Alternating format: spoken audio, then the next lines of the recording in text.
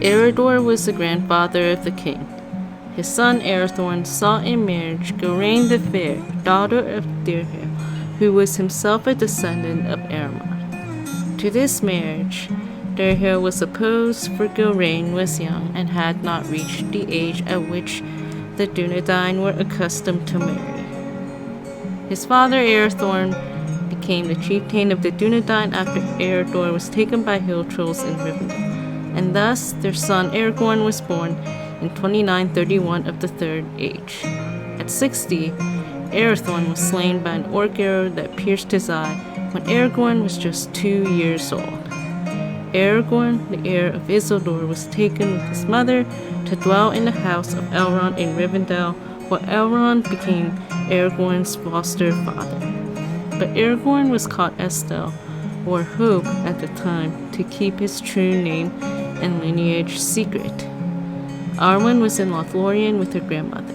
She was born in 241 of the Third Age, making her 2,778 years old, when she eventually wed Aragorn. This would make sense as elves go through a much longer time period than men like Aragorn. When they first met, Aragorn first mistook Arwen for Luthien, as Arwen was singing part of Lay of Luthien, which tells for her meeting with Beren in the Forest of Neldorth. Later he finds that she was not, and was indeed Arwen, Elrond's daughter, and soon after that Aragorn had realized his love for Arwen. Aragorn went into the wild for 30 years in the cause against Sauron, and became a friend of Gandalf's. Then he rode in the host of the Rohirrim to fight for the land of Gondor. He went alone far into the east and deep into the south, before he returned from Mordor, where Sauron was again busy with evil. Aragorn wanted to go back to Rivendell to rest after journeying into the far countries, though he stopped by Lothlorien after being admitted by Lady Galadriel. He met Arwen again, and they went into the glades of Lothlorien. There, Arwen decides that she will choose a mortal life with her beloved. I will cleave to you, Dunedain, and turn from the twilight. Yet there lies the land of my people, and the long home of all my kin. When Elrond heard of this choice, he said nothing, though he was doomed for the path that Arwen was about to take on. However, Aragorn had headed back to Rivendell, so Elrond said, "My son, years come when hope will fade, and beyond them little is clear to me, and now a shadow lies between us. Therefore, though I love you, I say to you, Arwen Undomiel shall not diminish her life's grace for less cause. She shall not be the bride of any man less than a king of both Gondor and Arnor. To me, then, even our victory can bring only sorrow and parting, but to you, hope of joy for a while." Aragorn went back abroad to danger and turmoil, while Arwen remained in Rivendell. While Aragorn was out and about, Arwen watched over him, setting a kingly standard.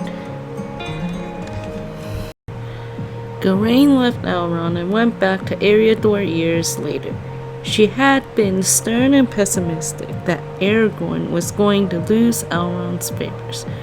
Her last words to Aragorn before she left were, "Onan I Esta Edain, U Shibin Esther Anim," meaning, "I gave hope to the Dunedain, I have kept no hope for myself."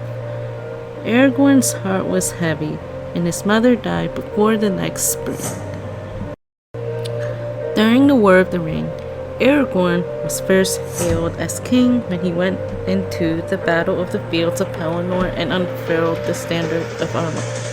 Afterwards, he received the crown of Gondor and scepter of Arnor, and they were wedded in the midsummer after the fall of Sauron. This ended in victory and hope, but also sorrow in Elrond and Arwen. They were approaching an ending as Elrond was about to leave Middle-earth and Arwen was about to become a mortal woman. The endings were anticipated also by the ending of the power of the three rings.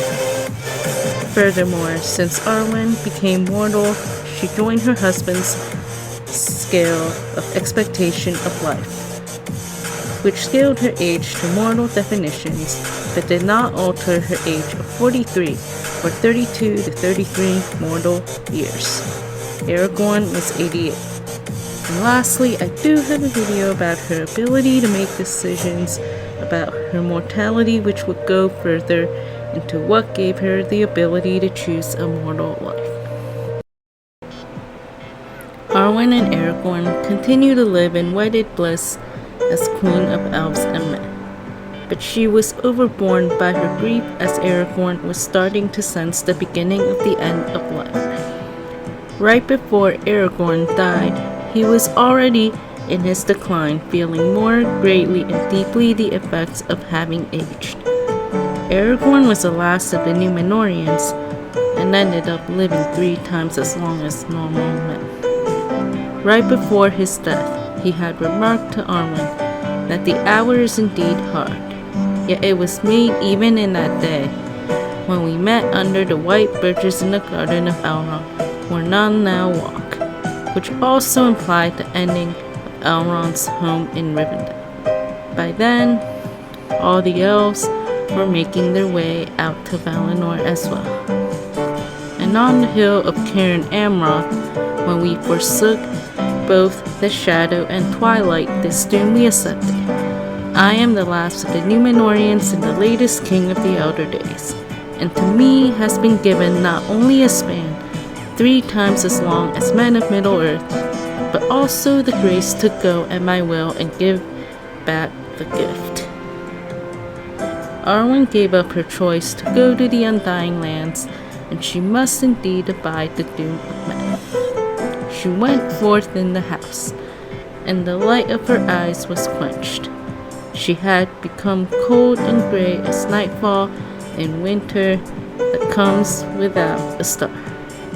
Then she said farewell to Eldarion, and then her daughters, and she left Minas Tirith and passed in the land of Lorien, dwelling there alone under the fading trees until winter came. And thus, Aragorn resigned life on his 210th birthday on March 1st, 120 of the Fourth Age, having resigned 24 years of life. Arwen resigned shortly after and died on March 1st of the following year in Cairn Amroth in 121 of the Fourth Age in the land of Lorien.